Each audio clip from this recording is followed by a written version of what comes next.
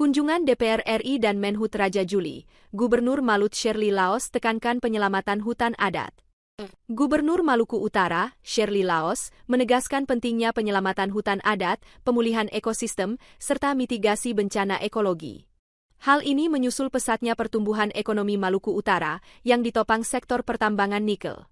Pernyataan itu disampaikan Sherly dalam pertemuan bersama Komisi 4 DPR RI dan Kementerian Kehutanan yang berlangsung di Ternate, Selasa, 23 September 2025. Pertemuan ini turut dihadiri Ketua Komisi 4 DPR RI, Siti Hediati Soeharto atau Titik Soeharto, Menteri Kehutanan Raja Juli Antony, sejumlah kepala daerah, serta perwakilan perusahaan tambang. Sherly Laos mengapresiasi perhatian pemerintah pusat terhadap Maluku Utara, yang saat ini mencatat pertumbuhan ekonomi tertinggi nasional, yakni 32%.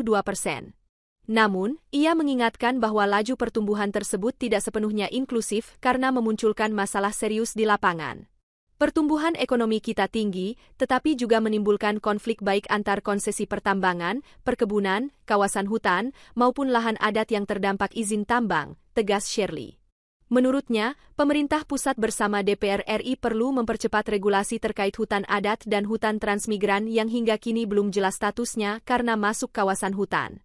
Selain itu, ia juga menyoroti pentingnya rehabilitasi mangrove, pemulihan daerah aliran sungai (DAS), dan mitigasi bencana ekologi.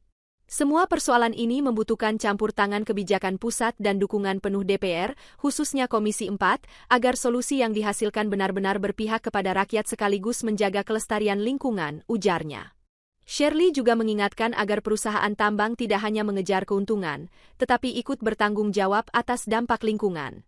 Kebijakan pusat harus hadir sebagai penyeimbang agar pembangunan ekonomi tidak merugikan masyarakat dan tetap menjaga keseimbangan alam, tambahnya. Sementara itu, Ketua Komisi 4 DPR RI Titik Soeharto menekankan pentingnya memastikan manfaat tambang benar-benar dirasakan masyarakat, terutama di lingkar tambang. Ia mendorong program rebusasi pasca tambang serta penanaman mangrove di pulau-pulau sekitar Maluku Utara. Terkait deforestasi, pengawasan harus diperketat agar tidak semakin banyak hutan yang rusak. Program rehabilitasi perlu nyata, termasuk penanaman kembali pohon dan mangrove, ungkap Titik. Download Tribun X sekarang, menghadirkan lokal menjadi Indonesia.